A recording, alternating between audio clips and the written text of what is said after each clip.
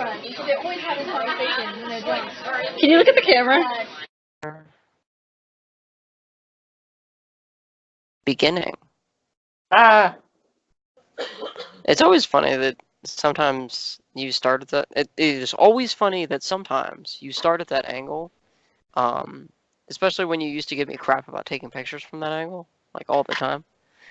But admittedly, I used to take really terrible pictures of myself, so I got that going for me.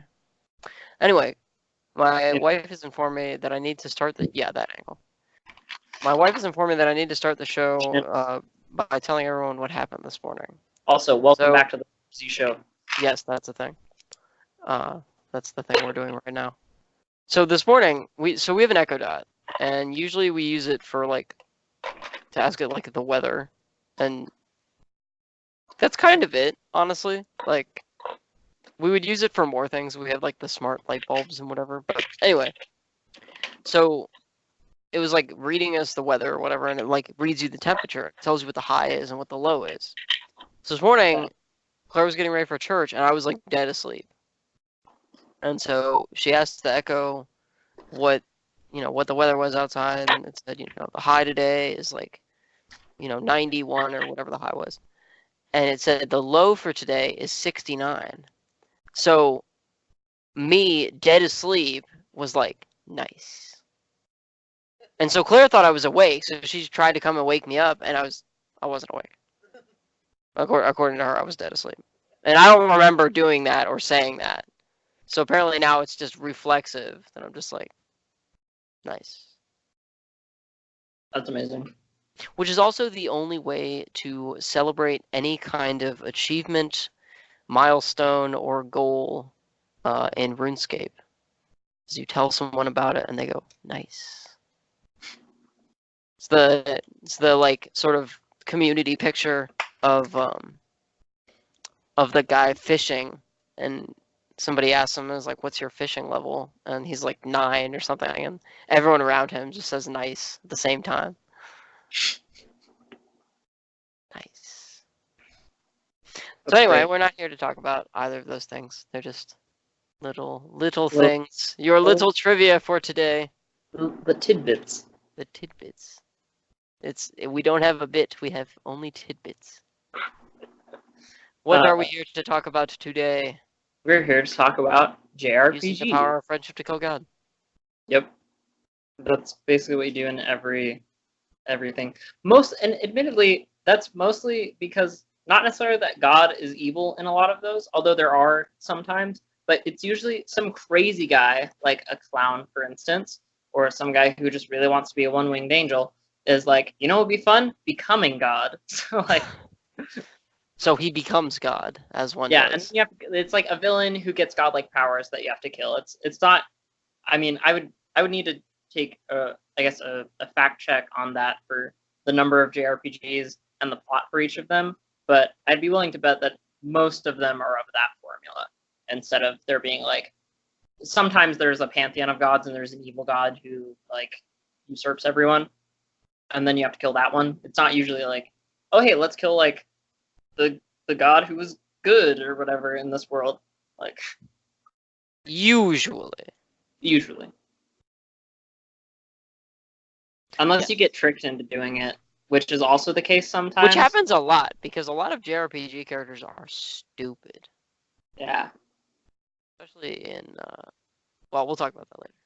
Anyway, so... Is Shadow of Colossus, would it be a JRPG by that standard? No, it's only an RPG, because you're by yourself. Okay, that makes sense. No one cares about your feelings. Your own wife doesn't care about your feelings, or your girlfriend, or whatever. Yeah. Anyway, we're not here to talk about Shadow of Colossus. We're here to talk about JRPGs. So what kind of knowledge do you have about JRPGs? How roughly if you had to give a complete ballpark estimate number, roughly how many JRPGs would you have at least started playing? I think it'd be easier for me to list them by name than by number. Golden Sun Lost Age, Golden Sun Dark Dawn. Wait, they made the Golden Sun games? Yeah, yeah. It's about the kids. It's about the kids of all the main characters. And it's for 3DS or not 3DS. It's just for DS. I never finished it. I never finished the first Golden Sun, but I did beat Lost Age. All the Pokemon games. Those we'll talk about. Those are JRPGs. They're JRPGs. Um, what other games? I have started some Final Fantasy games. Breath of Fire 2, Breath of Fire. Didn't finish either of those. I don't know if Sword of Mana counts. Or Chrono Trigger. Is that considered JRPG?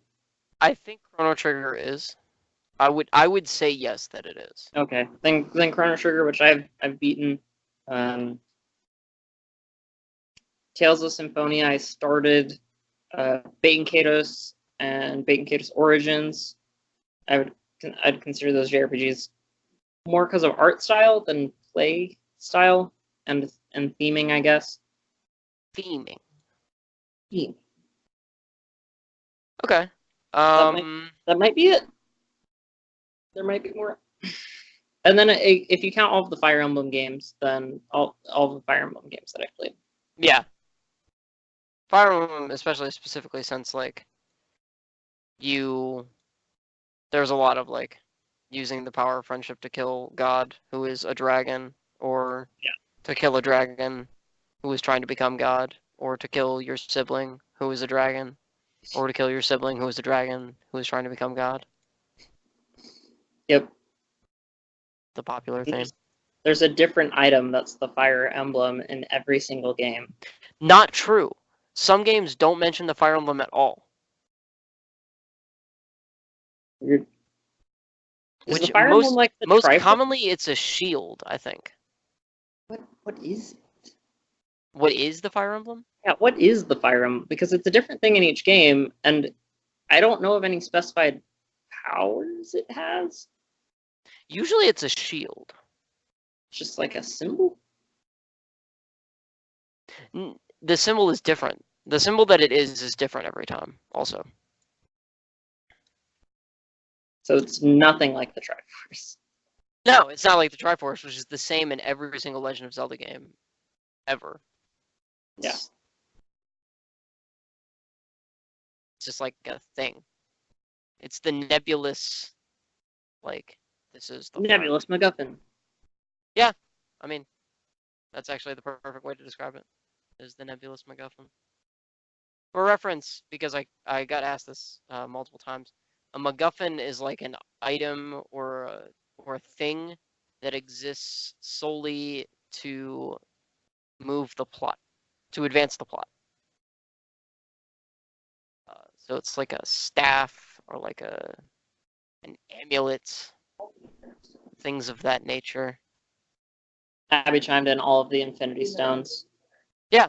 For popular culture reference, the Infinity Stones, and I almost said Legend of Zelda Infinity Wars, but I stopped myself. In all of Most ambitious crossover event. In all of the Avengers movies, the Infinity Stones are MacGuffin objects.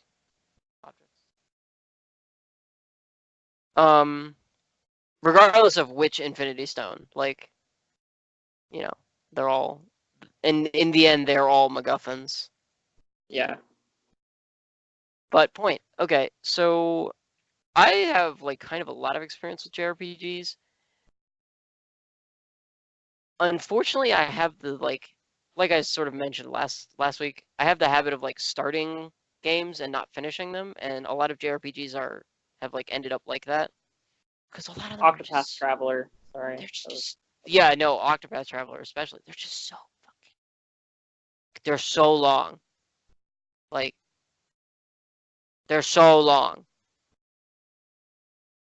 Like, because there's just so much stuff to do all the time. But I like JRPGs. So, I mean, on that note, what do you think is your favorite? If you had to pick one favorite. probably Fire Emblem Sacred Stones. That's my go-to for a lot of things. It's And so, mostly so because what was great it about has that? really extensive endgame content, and Okay. it was the first Fire Emblem that I played, so it set the stage for me enjoying seeing how the different relationship aspects of the game could affect the fighting capabilities of the characters, and I thought that was really cool. Okay. I was like, wait a second, you can make them have higher crit by being friends with each other? Yes. Yeah, that's how it works in real life too. Best friends. I mean, that's how it works for me anyway. Okay. So what if we're not? Because I knew you were gonna say a Fire Emblem game. Discounting, not to discount Fire Emblem, but discounting Fire Emblem. Discount Fire Emblem. There, we got the title for the next Fire Emblem game. Not including Fire Emblem, what is your favorite JRPG? And I think I know what you're gonna say to this one too, but I'll ask for the audience. It's a toss-up between the Bait and Kados games and Chrono Trigger. Really? Mostly because of experience. I have the most experience with both of those, but I did really like the Bait and Kados games, and they were fairly well written. That could be nostalgia vision clouding my judgment, but because a lot of people hate the Bait and Kados games, say they're garbage. The combat was different, Odd. but I liked it. I thought it was cool. It was deck based, right? Which I thought was cool. I was fine with. I liked the graphics and everything except for the final fight in the first game, which made no sense. But everything up until that point was really good, so I was fine with it. So the final fight, like what about it made no sense? There's a villain you kill halfway through the game who's kind of a minor villain, and at the end of the game he shows up and is like, I've become one with the world, I'm omnipotent, blah, blah, blah, blah, blah. And it's just you and one other character who are in the fight. Does he make that noise? Yeah, because one of his attacks, he's just this giant head poking out of the ground, and one of his attacks that he hits you with his tongue, and he has laser vision, and none of it makes sense. Laser vision? Yeah, it's really weird. Because you have this really intense, crazy final fight with the villain that it's been driving up to, the game's been ramping up to this whole time, and you finish that fight, and basically everything's good, and then you just have this random throw-in extra fight at the end with this minor villain who somehow, because you killed him in some mine, and he fell into lava, and somehow that made his soul merge with the world. It just, as one does.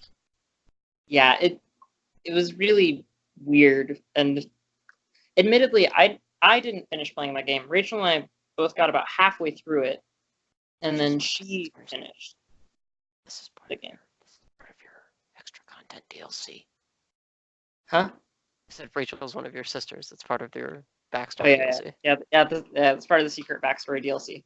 But because it's a long game, she played through it and finished it, and I just watched her finish it. So is it a long game, or is it long by JRPG standards long? Long game. Okay, so it's actual long. I think it's about 120-hour game because it's on 2 discs. Wow. Yeah. Wow. Yeah. You have to play through the whole first disc, and then you have to play through the whole second disc. It was on GameCube. A lot of fun. I played about halfway through the second game, which was a prequel, and then I stopped, and then I tried to come back to it, and didn't know where to go, and so I would have to revisit it. But I liked the combat system a lot. With the cards and the deck battling? Yeah. Okay. So, since we've already, pierced the sacrilege that, saying Final Fantasy VII isn't the greatest JRPG ever made because it's not by a long shot. I've also never played it, so it's not. not by a long shot. Like I'm just gonna say it. It's not even close.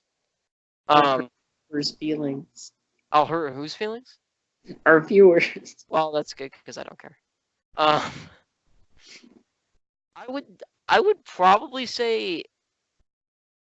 Well, I'm not sure. I'm gonna saying my favorite Pokemon game would kind of be a crap out, so I'm not gonna say that. But discounting Pokemon in like my favorite JRPGs like of all time list, I would probably say Fire Emblem Awakening. That's definitely the one that I spent the most time playing, almost for sure. Actually, no, for sure. Because I played through it like several times, like 5 or 6 times. I really like the characters in it.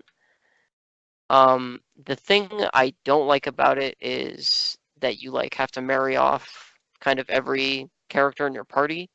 And so some of the writing, especially towards the end, feels really like forced. But other than that, it was very good. Like I enjoyed it a lot. The tactics are good. The class system is very well and well done and diverse. Diverse, bleh, diverse. But I enjoyed it a lot. So on kind of the other side of the coin there, what is your least favorite JRPG? Least favorite JRPG? Whether it's like the writing is bad or this is bad or that's bad, what is like the low bar? And we'll narrow this down to only JRPGs that you've played. The first Golden Sun. Well, I would probably say the same, but why? Just because of conveyance, and maybe I'm a noob, a plebe, but you get to a point really early on in the game where it's not clear where you're supposed to go. There's nothing, there's no objective or nothing saying go visit this town or anything, and it's an open world, but it's kind of open world. It's not. Yeah, like parts of the map are like blocked off because you're like not a high enough level, or you're not like. Yeah. They give some. There's like some guard or something, and they give you some reason that you can't be there yet. Yeah. So in that way, with the paths being blocked, it's I guess a bit Metroidvania, or a better comparison would be Zelda 2: The Adventure of Link. In terms of you have this map and some areas are blocked, but you're not really sure why or how, and it's top-down map for a lot of stuff, and you get into random fights, etc. So, but in both of those games, it's not clear where you're supposed to go. That's true. Castlevania, Simon's Quest has that problem. That has been well documented. Is like where do I go? Yeah, basically. Because all the stuff that people say to you is super cryptic and makes kind of generally no sense. On that note, like what? Well, okay. So actually, on that note, my favorite or least favorite JRPG is probably.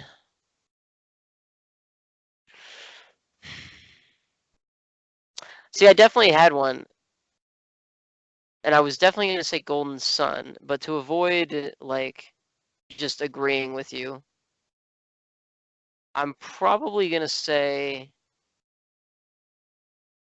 Well, no. See, I don't know now. Because I want to say Golden Sun. Like Golden Sun was a good game, but had a lot of problems that I like wasn't about.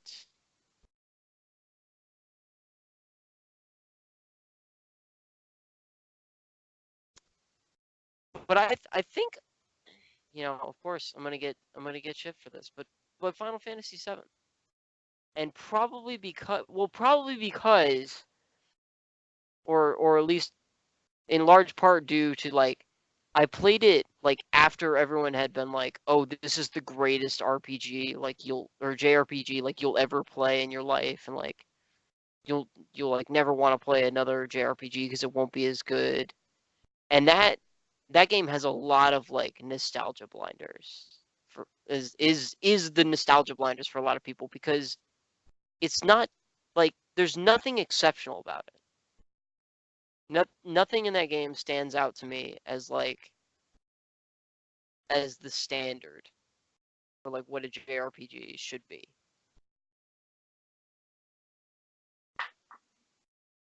So I'm gonna say Final Fantasy VII and sort of just like nail myself on the cross doing so. But I mean that's how I feel. To the cross, not in the cross.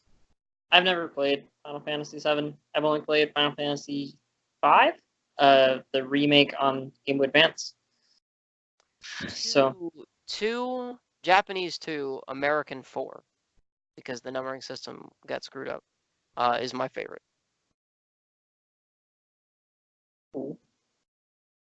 Soul and Kane and the crystals. I was trying to think of other JRPGs that I had played, but I can't really think of any. Or if you can, they do not stand out. Yeah. Unless you count the Mega Man Battle Network games, but I don't know. I don't think. Well, okay, so this is a good segue into mechanics. What is a JRPG? What, other than using the power of friendship to kill God, what defines a JRPG? Like, this game's an RPG, this game's an action game, this game is action adventure, but this game is a JRPG. Like, why? It seems that JRPGs have at least loosely turn-based combat is a big aspect of it. Very heavily story-driven via dialogue. And usually, you know, the killing the big bad at the end. I mean, that's in a lot of games, but it's usually the big bad is some kind of overwhelming force that has either existed as some kind of primal force or is a villain that has been building up to become that throughout the game. At least those are some common threads, but I would say from mechanics, the turn-based combat and very heavily dialogue-driven story is what I would say. So one thing I think that you're missing in that is having a party. Is having like a party part of that, or not really? Like, you don't need a party to be a JRPG, or do you? It would seem yes. Yeah. Basically all of the games.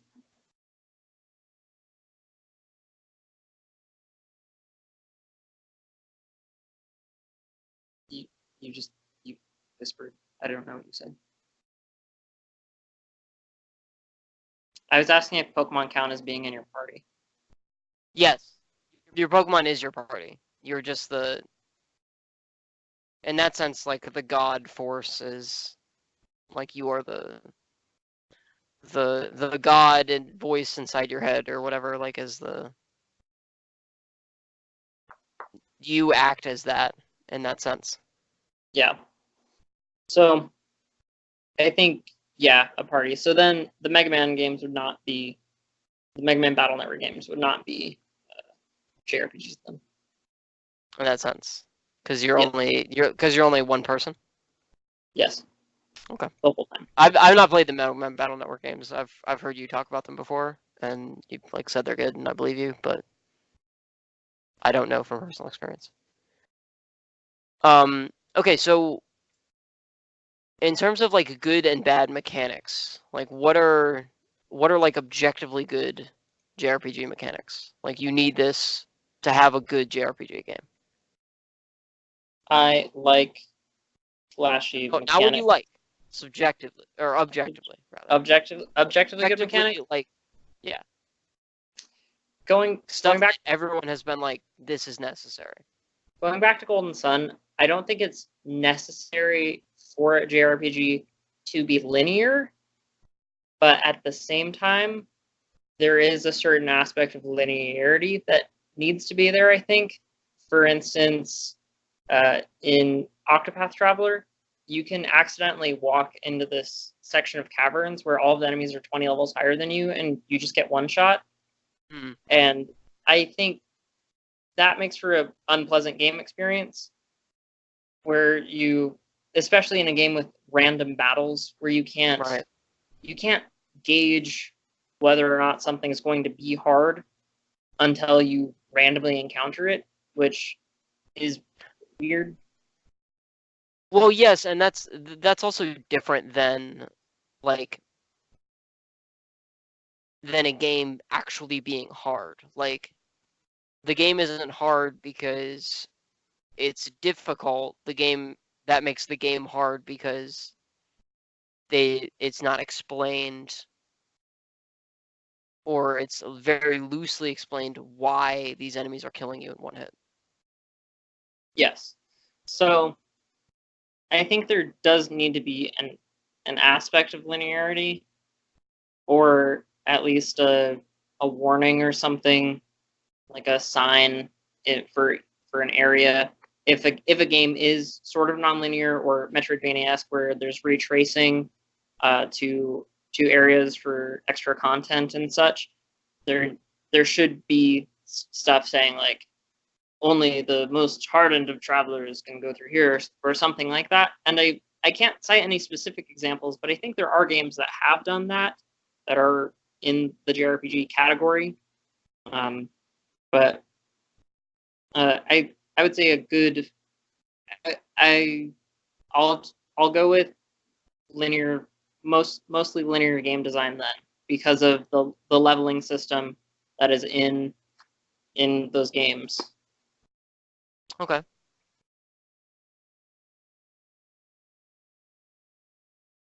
Okay. That's fair, I think. What? Oh. I think to have a good JRPG objectively, there needs to be a strong focus on, and Octopath Traveler sort of suffers from this, unfortunately, because there are so many characters, hence like Octopath, 8 different main characters. But I think there needs to be a strong focus on the relationships between the characters and like why they're on this like massive, journey of friendship to kill God. Because if they're just sort of tangentially related, thank you, related, then you kind of don't care about them. And if you don't care about the characters in your story, then like say you're reading a book and you don't care what's happening in the book, you're not going to keep reading that book. Like if you don't care about it, why keep reading it? Right? Yeah. Admittedly, that is a bit of the problem that I had with Octopath, is when I first started playing, I started playing as Therion, who apparently a lot of people hate. But he's the thief, right? Yeah. Okay. I really liked it. And I got hooked with the mechanics and story and everything because I hadn't played a JRPG in a long time.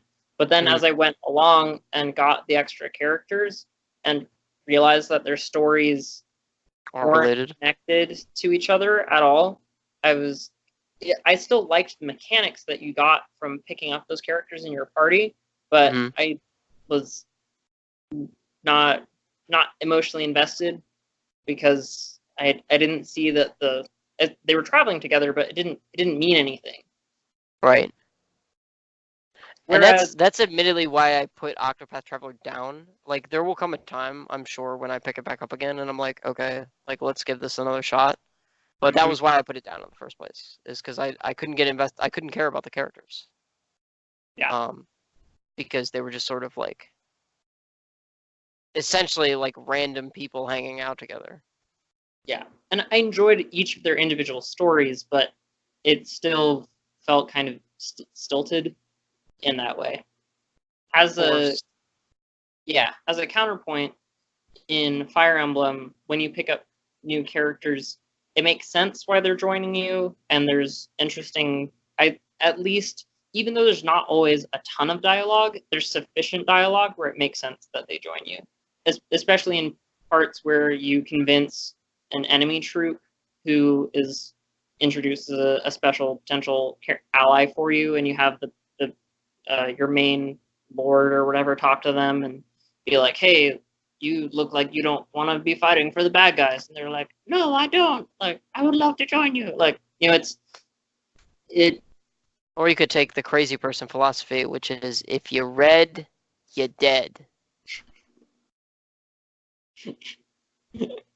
Mostly because in-game enemy troops are designated by red, and allied troops are designated by blue tiles. So, but Fun fact. I would agree with that. The character relationships have to make sense, or there has to be some kind of character development, even if it's a little bit. I'm fine if even there's just a little bit. Yeah, and that's something that I've come to like about. I recently picked up because I had one of the weird Nintendo voucher things, which I'm not even sure how. Like, I don't know how the program worked. They just like announced they were gonna be like people were gonna be getting them, and then like you could use them on specific Nintendo games. And so they like sent me an email, and they were like, "You have one," and I was like, "Okay."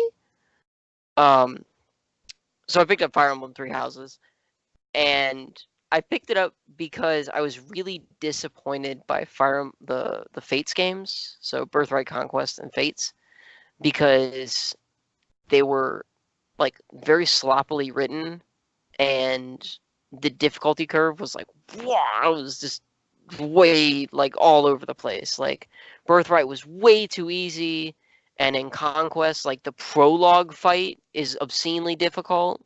So like what is happening? And then Fates was like supposedly in the middle, but you get characters from both sides. And the writing in that game is a disaster. In all three of them is a disaster. So nobody has any idea what's happening, but a million things are happening at once, and you're supposed to care about all of them. And you don't care, like, because it's all a bunch of, it's all a big mess. Cannot stand. It's a circus. But and it was so disappointing because Awakening, the game before that, the first Fire Emblem game on the 3DS, which I want to say was a launch title. I would have to look into that. I don't think it's a 3DS launch title. It was a big deal when it came out. I think to give you perspective, 3DS launch titles were Super Mario 3DS and like the Ocarina of Time re-release. Super The 3DS Mario is an old DS. system. Are you thinking Super Mario DS for the original Nintendo DS? Maybe. I think you are. Okay, maybe I'm thinking of the. Then it's. Are you thinking Super Mario 3D Land? Was it just the Ocarina of Time one? Because I know they re-released something. That was a launch title. Yeah, they released some game for 3DS. Yeah, sorry, I got the Mario 64 re-release mixed up. Yeah, which was called Super Mario DS. That's another question for another day. But okay, yeah. So the 3DS is pretty old by this point. I mean, it's a good system, but it's showing its age. But anyways, so Awakening came out, and Awakening was beautiful. It was fantastic. And I know you have a 3DS, and if you haven't played it, play it. Because it lives, dies, and breathes old school Fire Emblem while giving you like the quality of life kind of enhancements. Yeah. And and yes, I've complained about this before, not on the show, but I've complained about this before, how like you can marry off every single character, and sometimes the dialogue is for those interactions is really forced, but it's not necessary to do so. The only character that is necessary to marry is the king, who will automatically marry someone as part of the story, right before and during the time skip that happens, because there's always a time skip. Not in every game. What game doesn't have a time jump? First Fire Emblem for Game Boy Advance, Sacred Stones. Some of the earlier ones. I think I need to look. I think Path of Radiance might have a time skip. Maybe not. No. Path of Radiance doesn't for GameCube. Oh no, you're right. Yeah. Okay. The Radiance does re-release Shadow Dragon doesn't have a time skip of the very first Shadow? Fire Emblem game. Oh, Yeah, the first one. it was the Okay. DS re-release of the first Okay. Japanese So some of Fire them Emblem. don't have a time skip. But I guess that's a newer thing because I haven't played Awakening onward. Yeah. So Awakening has a time skip. Birthright, Conquest, and Fates have a little one. And apparently there's one upcoming in Three Houses that you reach like sort of halfway through the game, where it's like 5 years pass, and then like the country is at war or something. I'm not sure yet. I only have 3 hours into the game, and I've done 2 battles. Well, Yeah, so there's a huge. This one sort of went in a direction where there's a huge focus on character interactions and relationships, and there's 3 different kind of parties that you can join, and you pick one very early on, and you become like the leader of that party. I don't want to give away too much of the game, but you become like the leader of that party, and then you can potentially recruit other members from the other parties to your party, but you have to have good enough stats to do that. So like some of the other characters will prioritize that you have like a really high faith stat, which is white magic based, or a really high like strength stat, or really high dexterity, or whatever. Like, so if you have higher stats in those areas, those characters are more likely to join you. You can recruit them to your party. But there's also a lot of like kind of side questy kind of things that like allow you to build your reputation as a character, which builds your authority stat, which some characters hold priority in. And there's a lot of like little mini game things here and there. It took, and I know you haven't played Conquest, Birthright, and Fates, but it took sort of the base building aspect that was kind of a side part of that game, and sort of blew it up into this bigger, but at the same time more focused, kind of in between missions thing to do. So it wasn't like just fight, some story, fight, some more story. So it gives you something else to do, and it takes away from the staleness of like, being burnt out, like we talked about last week, on being burnt out, like playing the same game, doing the same thing. yeah. So this allows you to sort of like rotate between doing different things. And to be fair, if you like the original Fire Emblem experience, that's just fight, story, fight, you can automate all of the other side stuff to just happen, like on its own. Well, Which I think would lend, which I don't do, so I can't say one way or the other. I think that would make the game a little bit harder. Because you don't know before a fight. Like, you'd have to spend more time before a fight, like sort of researching what character classes are, like what characters have picked which class and where they're going in that kind of regard. And sort of like what characters are holding what items, and like what's going on, like why are we fighting here, like to sort of get some of the like meat of the story instead of just these are some bandits. They're bad. Kill them. Like, I think if I got it, I would probably play through with an automated, and then just for contrast, because you're playing through non-automated, and then we could compare notes, and then I'd probably play through with the. well, the interesting thing here is a lot of Fire Emblem games that had multiple save files before had like 3. Yeah. This game has 10, including an autosave. So, like, I'm definitely gonna play manually, for lack of a better term, Okay. once with all 3 houses, and then Yeah. I might when I'm done with that, I'll probably start over with a 4th save, doing an automated version of the first house I played as. I picked the Blue Wolves for reference, to anyone that has already started playing, because chivalry.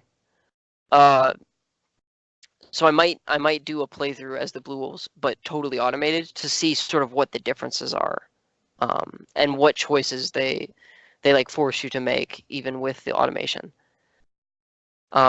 But it has a lot of really good mechanics in it. It's a little daunting for people that aren't familiar with JRPGs and Fire Emblem especially. It can be a little bit much to get into, because they throw a lot of information at you really fast. But in terms Fire of hose. what? Like drinking from a fire hose.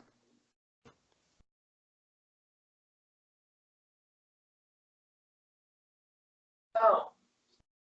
I didn't say Fire Emblem hose. Like, that would have been weird. It's a common expression. Don't give me that look. No, you can't say that's a common expression. No It's one a has very ever common said expression. People say drinking from a fire outside hose. sources. When, Outside sources. when you're inundated with information, Outside it's a thing. sources. Is drinking from a fire hose a common expression? I've never heard anyone say that.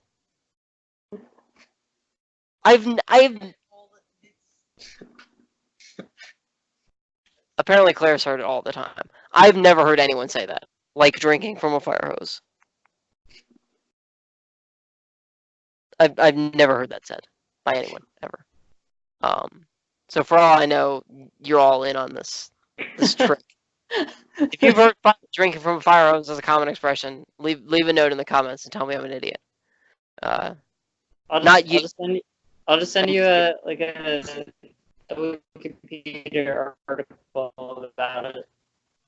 I will ignore reading the etymology and instead try to play 5 Clicks to Jesus. Fun fact. For reference, 5 Clicks to Jesus is you pick a random Wikipedia article, and due to all the hyperlinks that Wikipedia is fond of, you try to get to Jesus Christ in 5 clicks. I've known that about or 6 steps to Hitler. Yeah, there's also 6 steps to Hitler, which is the same, but instead of Jesus, you get Hitler. 7 degrees of Kevin Bacon.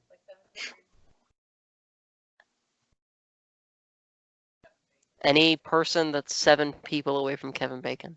98 degrees to the band. 98 degrees. 98 degrees would be far too easy. Fun fact: they did almost all of the soundtrack for Mulan, like all the pop music that's in Mulan. Yeah. Oh, interesting. I had no idea. Fun fact. They're Spanish, also. Fun fact. Like from Spain, not like Mexican Spanish. Anyway, completely off topic. So, I think bad mechanics in JRPGs are, well, objectively, when character relationships are ignored, obviously, as I kind of just said, but also when, and this is kind of along the lines of what I just said, but I'm gonna explain it further. When too much information is being thrown at you at once, like when they teach you how to play the entire game at once. Yeah. Thing you will ever need at once, which in the size and scope of JRPGs, especially now, is way too much information. Like, Yeah. I think anytime you encounter a new mechanic or like a new mini game or like a new, whatever class, whatever, they should give you some kind of like, this is how this works, or this is the beginning of how this works. It's up to you to figure some of it out. And admittedly, in some games, some earlier games, they didn't need to do that because the mechanics were simple enough. For instance, like in Fire Emblem Sacred Stones, I don't remember a lot of prologue or introduction for certain things. A lot of times it would just tell you, like, this is a mounted unit. They can move this number of spaces. They use these weapons, and that was it. But that was part of just Triangle was popular. Yeah, the weapon triangle. That was axes beat swords, swords beat lances, lances beat axes. Right? No, axes beat lances, lances beat axes swords. beat lances, lances beat swords, swords beat axes. Right. Yeah. And they actually sort of did away with that in Three Houses a little bit. But that's another like sort of nitty gritty topic. I don't want to spend this entire episode talking about Three Houses. So a lot of that information was just there. But should we talk about what series would make, or how we could turn other series into JRPGs and what that would look like? Okay, well, what was your idea for that? Well, the one that I thought of was, what if Call of Duty was a JRPG? And I'm not sure what that would look like mechanically, other than it would be Fire Emblem, but all the units would be ranged units. Yeah, with guns. Except for the one guy who uses a knife, and he can move like knife. He can move 20 spaces instead of he can move like 4 times the amount of spaces that other people can in a turn. Or he can move and attack and move again. There's no minimum range requirement for the gun for the ranged units. Yeah. That would be terrible. Actually, no. This is how you turn Call of Duty into a JRPG. You would get community points. There would be like how League of Legends has the honor system? There would be that, but for the voice chat when you're playing online with strangers, and you would get points based on if you were nice to people and based on how many compliments your team was giving each other.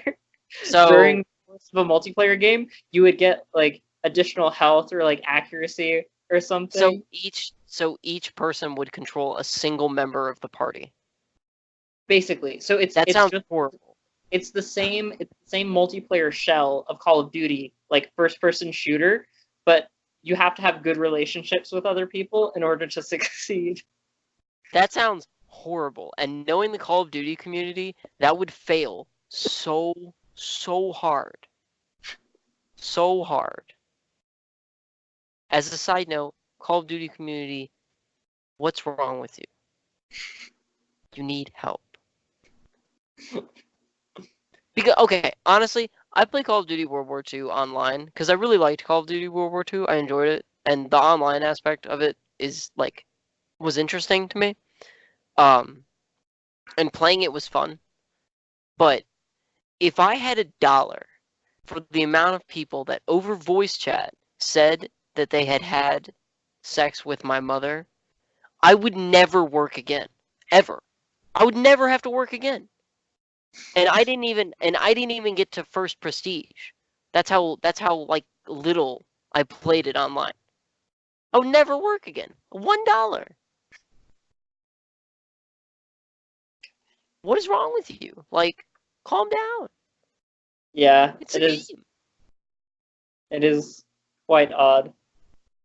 Admittedly, like, I know my wife is rolling her eyes because, like, I'm saying calm down, it's a game, because I, like, get really frustrated about, like, Dark Souls. But it's Dark Souls. Like, come on. Like, it's Dark Souls. That's the point of Dark Souls. The point of Dark Souls is to get frustrated and quit. It's the 2 minutes of hate you get. Like in, is that in A Brave New World? No. Oh, in 1984. There's the 2 minutes of hate that people get. Oh, okay. I thought you were talking about A Brave New World as the game A Brave New World, and I was No, like, no, no, like why is this related? Aldous Huxley is a Brave New World. Right. Okay, the book. Culture. It's required. Um, Live and action. okay. So is Call of Duty your pick for a terrible If you idea? were to adapt it into a JRPG, yes. So are we trying to pick things that would be a bad JRPG? Or at least difficult to turn into a JRPG. And 'Cause still keep the I have a core of really their good idea. gameplay. Because I have a really good idea. Okay, well, say your good idea. My really good idea is Magic the Gathering. The Planeswalkers are like the members of your party. Okay, yeah, that would make sense. Especially with like the Gatewatch kind of story arc. And the Eldrazi story arc. And then like Nico Bolas is obviously the big bad that you fight at the end because he is a god, kind of. I think that would be a good idea. You would do it, of course, in kind of like a Fire Emblem vein, because characters like. Well, actually, I think it would be more Final Fantasy because you wouldn't be able to reclass characters. You wouldn't like they would be that class and like they would just get stronger. Games that would be terrible to turn into a JRPG though.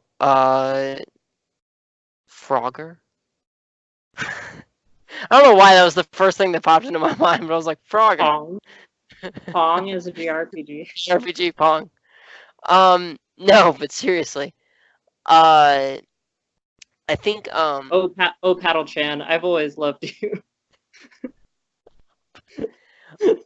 um I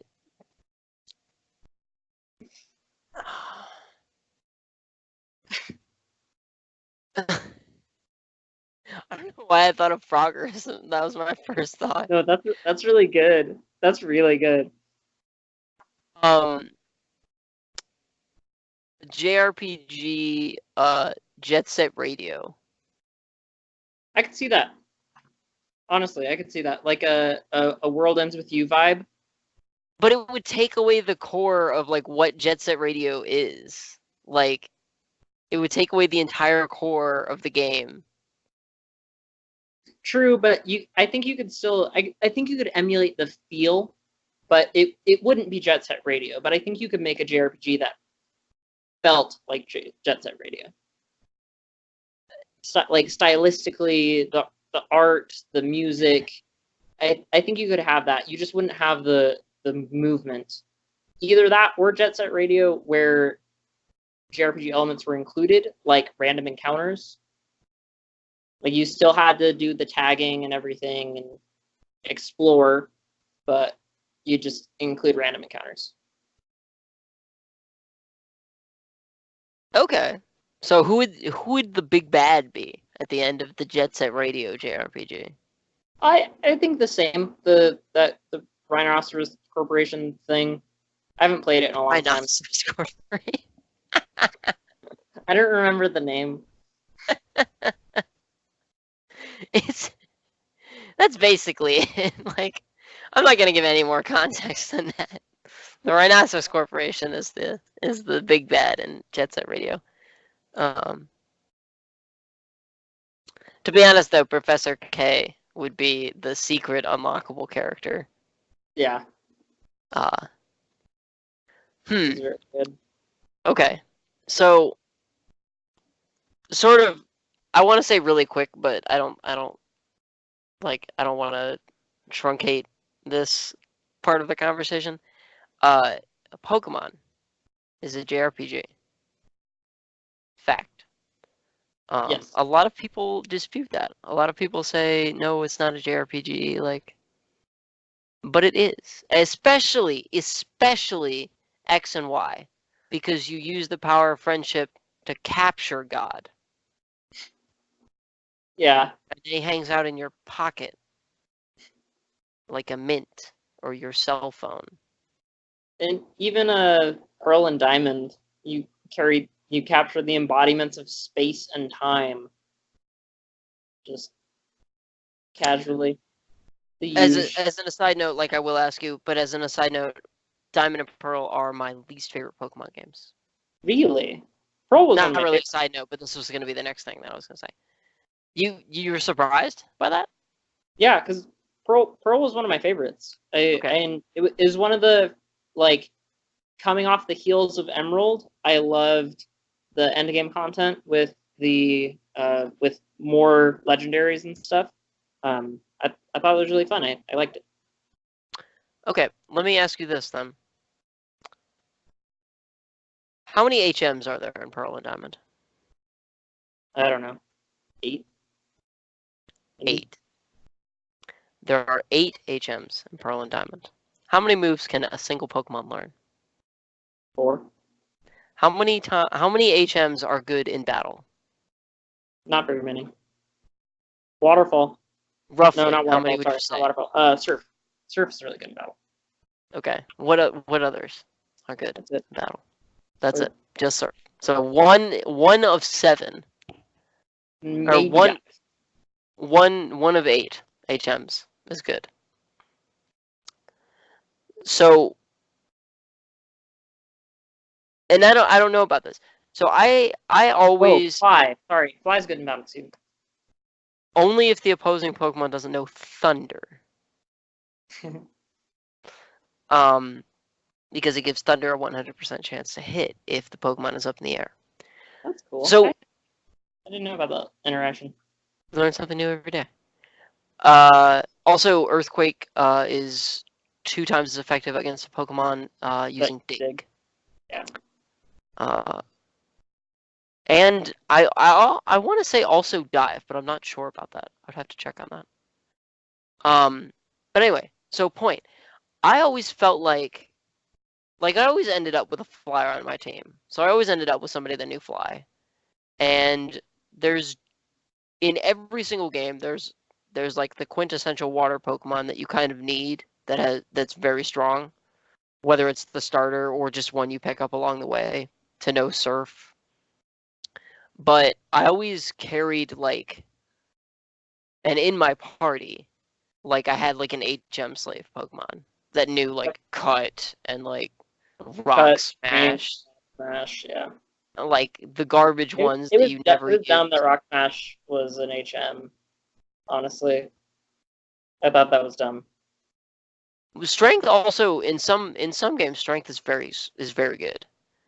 And you teach it to a ground or fighting Pokemon. But the problem with Diamond and Pearl is there were so many that I had a separate HM slave Pokemon that I kept in the Pokebox. So every time I needed to use one of those random rock climb or something, there was one about climbing. I think so. Sounds about right. And so I would have to stop playing the game, go to the Pokemon Center, remove a necessary member of my party, making my entire party weaker, pull out this useless HM slave Pokemon, only to access what is almost always a small part of the game, like an extra item or a certain area that only has a couple Pokemon in it that are kind of rare. So that is why to me Diamond and Pearl is in this case Pearl, because I had Pearl version, is the lowest of the series for me. They got rid of the HMs in Let's Go. Right. Let's Go Eevee and Let's Go Pikachu, which I thought was good. I thought it was a good change. They sort of did that before Let's Go Eevee and Let's Go Pikachu with Sun and Moon. Okay. Cool. Sun and Moon changed a lot of the formula, to be honest. The changes were refreshing, but they didn't sit well with everybody. The removal of gyms was a very hot button issue for a lot of people. But they introduced ride Pokemon that you unlocked as you progressed in the game, sort of the same way you would unlock the ability to get HMs. Yeah. They unlocked ride Pokemon that you needed at certain times. So you can call a Charizard to fly you to a specific location, like at any time, or you can like call a Tauros to like charge into rocks and break them out of your way. That's cool. But you can do that like on the fly. Like you don't need to have that Pokemon in your party. But unfortunately, the only move that they kept as a move you could teach your Pokemon was Surf. But admittedly, that was like always the best one. Yes. So you And win Cut- some, you lose some, I guess. Cut was so bad. Cut was awful. It was It marginally had better than 50 Tackle. PP and 30 power, I think. No, 50 power, 30 PP. Oh, okay. The numbers. Yeah, backwards. marginally better than Tackle. I would say my favorite Pokemon though is, I don't know. I want to say Sun or Moon. Well, Ultra Moon, because those are the ones I've most recently played. But I might say I want to say Blue version, because I mean the original games are like the quintessential like Pokemon experience. They're good games. They're good games, like hands Yeah. down. So I might say I think Blue version. I could probably do some of the like the hacks, like getting the Mew and the level 100 Gengar before you fight Brock. I could do those like backwards, like with my eyes closed. But even before that, like red and blue version are like, that's because they're just Pokemon. It's before the, like the all the like kind of like side competitive mechanics about like what is it called, the IVs. IVs and EVs, like maxing out, if you And admittedly, try to get 500 of the same Pokemon and you breed it 6 ways to Sunday, and none of them are perfect, so you get rid of all of them. I would need to look, but I think the IVs existed in that game, but because there was no breeding, they're like, and because you couldn't check on the IVs and stuff, like I think they existed, but it wasn't as crazy, especially because there were only 150 Pokemon. Right, that sounds right. And technically there's 151 because Mew does exist in the game. Yeah. But you have to like hack to get it. Not hack, but there are like some weird things you have to do to get to it. Yeah. So, and that was kind of a thing. I had a full-on conversation with somebody about this when they released Red and Blue and Yellow, admittedly, version on the Nintendo eShop for the 3DS. Mm-hmm. Is one of my friends got Red version and I got Blue version, and we were at school on campus one day together, and he was like, "Oh, hey, like, where are you at in Pokemon?" Like, because he saw that I was playing Blue version, and I was like, "Oh, I'm like right after Lieutenant Surge." He's like, "Oh, that's where I am. Like, let's battle," and we had a really good time, like Pokemon battling, and it wasn't like it wasn't this like huge thing where like he had a perfect Charizard or whatever. Like, it was just Pokemon. Like, it was just. It wasn't, it wasn't about like, oh, all his Pokemon like have perfect IVs, so they're, they're stronger even though they're all level 50, whatever. Yeah. The real Pokemon. Well, yeah, so that to me is like you can't beat Blue version and Red version, like the originals. Like, that's, that was the game that you always went back to, was the original. But besides that, once they the re-release of Ruby and Sapphire, Omega Sapphire, I didn't really like the base building kind of mechanic. That was always weird to me, and just like unnecessary. Wonder trading. As far as I remember, it didn't do anything. It was just there. It was just there. It was a collectathon. Yes. Collect all base decorations. Yeah, Uh, I remember that. but wonder trading, and I have probably like 500 hours in Y. Like if I fired up my DS right now and like clocked it, I think it's Yeah. like 500 some hours. But almost all of that time is spent away from playing. Like there were probably 100 odd hours actually playing Pokemon, and the rest of that time is me like wonder trading a bunch of Pokemon and like doing other things like eating lunch or like cooking or baking or playing other games while I'm playing Pokemon, like wonder trading stuff away. Yeah. Um, but wonder trading was an interesting mechanic, especially with like the invention of the internet, and being able to connect your machine to the internet and just like trading with a random person.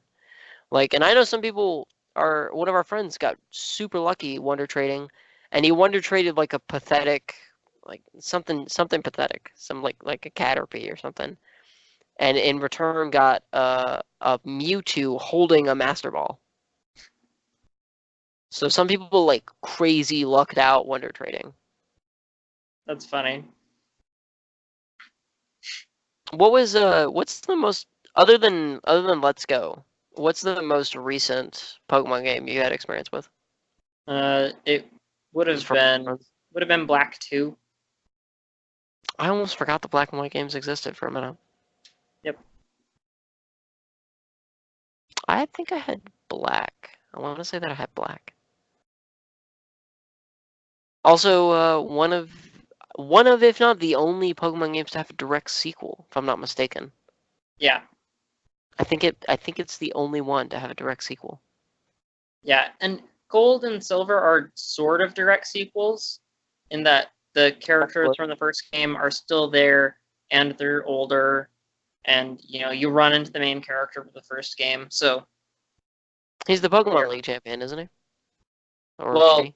no, not really. He's on the top of a mountain, like chilling. Red. On top of He just Mount has, Chilton? yeah, he's on the top of a mountain, like, and you just go up to him and it's like dot dot dot, and then you fight him, and he has like a really really powerful level 87 Pikachu. What mount?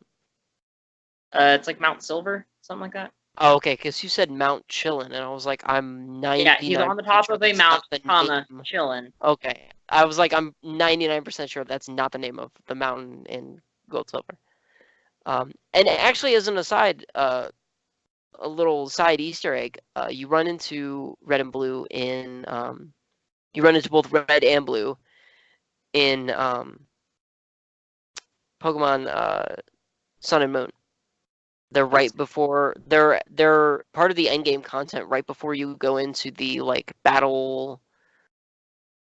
I want to say it's called like the Battle Plaza, but that's wrong. Battle It's like Sphere. no, that's also wrong. Here, Battle Sphere. It's the area where you fight like where you have to actually use strategy against the computer opponents. Yeah. And you can like you fight a certain amount of them, and then you get like battle points, and you can spend them on like them on like items. It's had different names over the different incarnations of Pokemon. Battle Battlemasian. Power.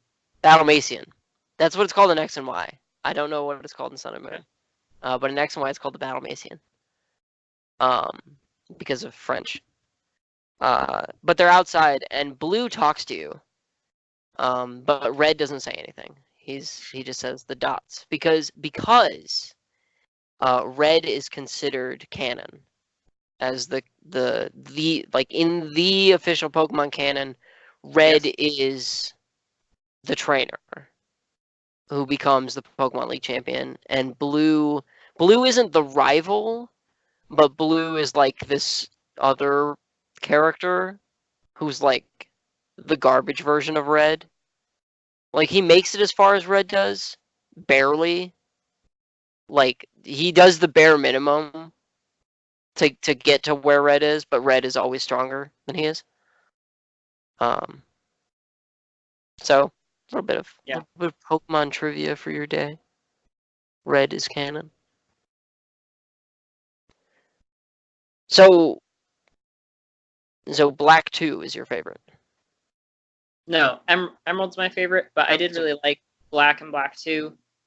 Because you just asked what was the most recent game I played. Oh, okay. Sorry. Yeah. Emerald's my favorite, but I really like Black and Black 2, partly because those were the first games where I started nicknaming Pokemon, and that made me more emotionally attached. I didn't nickname Pokemon until those games. Really? Yeah. Okay, that's interesting. That would be a very interesting like psychology experiment. Does nicknaming Pokemon does it do something in your brain that like makes you more attached to that I would thing that doesn't personal exist? experience, yes, but anecdotal evidence doesn't really count in situations like this. Right. Science doesn't care what you believe.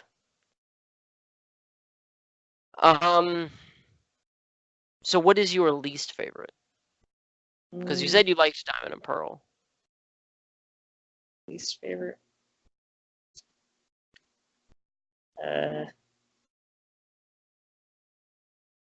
Do I even have one? Well, okay. So what was then? Okay, and if you don't have one, what have you? Which one do you have the least time spent in? Like the least time invested in? Not because you didn't have time or don't have time, but just because you were sort of about like every time you came back to it, you were just like, oh, like better go play Pokemon.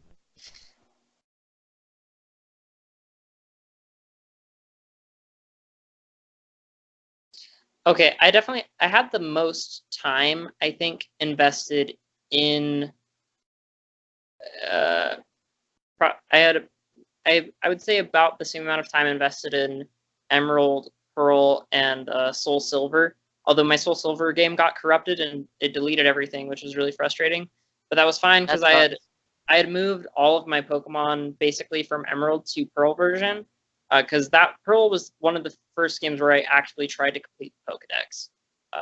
So Right, I remember you asking me about like, oh, do you have this Pokemon? I'm like, no, I also have the Pearl version. Like, stop asking me if I have this Pokemon. Like, I don't. so I would say I think I probably have the least amount of because when growing up I played I played through Red version multiple times because it had the problem early on where the game file would get corrupted, and I also liked doing the missing known glitch, so you'd have to restart. So So you would corrupt the game yourself. Yeah, so I played through the game at least 3 times, I would say, and I played through Silver version multiple times as well, the original version, and I probably played through. I mean, admittedly, I have the least amount of time in Let's Go, but I'm not counting that because it's not a game that I've finished yet. But I probably have the least amount of time in Black and Black 2, but that wasn't necessarily from disliking the games. I feel like those games are pretty long. Yeah, I burned through Black version pretty quick, and then I don't think I think I had kind of mixed feelings about them. Those were games where I didn't necessarily like the game as much as I liked the Pokemon themselves, which was kind of odd. Because in all the other games, it was kind of a mix. But in those games, I definitely liked the teams I had more so than the game itself. Okay. Okay. Yeah. I guess last thing, real quick. Favorite Pokemon? Oh wait, actually, I do have a least favorite Pokemon game. Pokemon Battle Revolution. Does that count? It's not a JRPG. This is the JRPG episode. That's true, but it's a Pokemon game, and I didn't like it. I didn't like it. Okay. Not a big fan of Pokemon Stadium. Pokemon Coliseum, on the other hand, is a good game. Pokemon Stadium, not so much. Wait, what? Wait. Let's be clear. Stadium, those were the games where you could make any team you want and fight against your friends. Sort of. Almost. Not Yeah, quite. there was a limited number, and the We'll come back Pokemon to had set moves. We'll come back to it. That's a big part of the reason is why. We'll come back to that later. We'll visit that later. But favorite Pokemon, What was your favorite Pokemon, hands Yeah. down? just period. Not because of like it's the strongest or it has the best moves or whatever, but just in general. I don't have a favorite. I have a couple favorites. Hitmonlee, Nidorino, Ariados. I think that's about it. Nidorino, not like Nidoqueen or Nidoking. Rather, No. Yeah, Nidoking. Nidorino. Why Nidorino and not Nidoking? I'm just curious. Because he's like spiky and small. Okay. Nidoking's too big. Nidoking's awesome because you can get a fully powered up Nidoking before you fight Misty. Anyway, not the point. A quintessential member of your team in Pokemon Blue. My favorite, and I have to say this also because I'm going to be getting a tattoo of him, Gengar. He's just cool. And in the new games with the animations, he bounces back and I forth. also really like Beedrill, admittedly. He always has that big smile. Bounces back and forth. Gengar's just cool. Like, and he's a ghost Pokemon, and ghost types, especially in Red and Blue, were broken because nothing could hit them except psychic Pokemon. Well, not exactly. The issue with They were broken. not exactly. The issue is that the only ghost Pokemon in those games were those three. It was like Gengar, Ghastly, Haunter. Ghastly, Ghastly, Haunter, Haunter, Gengar. and the problem was the multi-typing. Is that they were ghost poison, Yeah. Okay. Yeah. and so that's- it that's fine. made it made it so that the ghost typing specialties didn't really mean much at that time. So And psychic was 4 times. Psychic moves were 4 times as effective. so psychic just like so I would say Alakazam was almost more broken because there wasn't a lot. He was the most broken Pokemon in the Yeah. game for sure. Yeah. In So- terms of like how strong he could become. Yeah. You could use the move Psychic and just defeat anything, like kind of no matter what. Yep. Um, I have nothing against Gengar personally. they're still very strong. Yeah. And I think the typing made them weaker. I think if they had just been Ghost and not Ghost Poison, I think they would have been stronger. you're probably right. And in the later games when he can learn like he learns like crazy TMs, like you can teach him Thunder. Like my really strong team from Moon, originally from Y and then from Ultra Moon. Now my Gengar can Mega Evolve into Mega Gengar, and he knows Thunder or Thunderbolt, Sludge Wave, which is Okay. the poison that attacks all other Pokemon or all your opponent's Pokemon. Psychic and Shadow Ball. Sweet. So he's very versatile. I've beaten entire teams with just him and my Dragonite. And my Dragonite knows like some crazy moves as well. I also was able to nab a Dragonite with pretty good IVs that has Marvel Scale, which halves the effectiveness of critical or not critical moves, but Super effective moves? super effective moves. Yeah, it halves their effectiveness, just a normal effective. Ooh, that's Only nice. on the first attack, which is all I need, but only on the first attack when you're at full HP. That's great. So my Pokemon Moon team can use the power of friendship to kill God if I need to. That reminds me, I built a Rhyperior in or like raised a Rhyperior in Pearl version that knew it had moves that were super effective against basically anything. Because it knew Megahorn, which was Bug.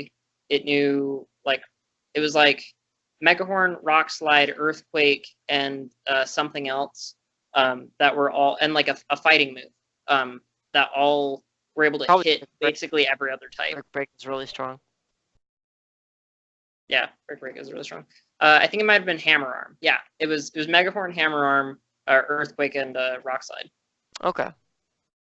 Earthquake is ground and Rock Slide is rock. Yep. Okay. Yeah, I also built a Ninja Turtles team. So I have a Raticate that's Okay. Master Splinter. I don't know what all moves they know. And I have 4 Squirtles that became Blastoises for Donatello, Michelangelo, Raphael, and Leonardo. And I have a I can never remember his name. He evolves from Pawnard. Bisharp. Bisharp, yes. Bisharp, I have a Bisharp that's the Shredder. And he knows only moves that involve slicing something. So he knows cut. Slash. He knows slash. I think scratch and one other one. Those are the only one. That's the only one who I can remember the moves. I was really disappointed that I couldn't teach Brick Break to Raticate. To my Master Splinter. He can't know Brick Break. But all 4 of my my Blastoises know Brick Break. Ninja Turtles team. Super weak, but hilarious. Theming. I also really like, because he can learn such a wide variety of moves. One day I want to make a Gengar team, like just 6 Gengars that know like a crazy amount of moves. Yeah. All right, well, now this has become the Pokemon episode for the past half hour. You've just been gushing about Gengar. It's a great. Okay, first of all, Gengar is a great Pokemon, but second of all, Pokemon is the Western JRPG. Yeah. Like if a JRPG, Japanese RPG, Pokemon is that in the West. So here we are. All right, well, let us know your favorite JRPG or bonus points, your favorite Pokemon. Game or actual, not real Pokemon. Extra bonus points if it's Gengar. Actual creature. Extra bonus points if it's Gengar. In the comments on either Facebook or on our YouTube. And we will see you guys next time on the Dr. Z Show. Adios.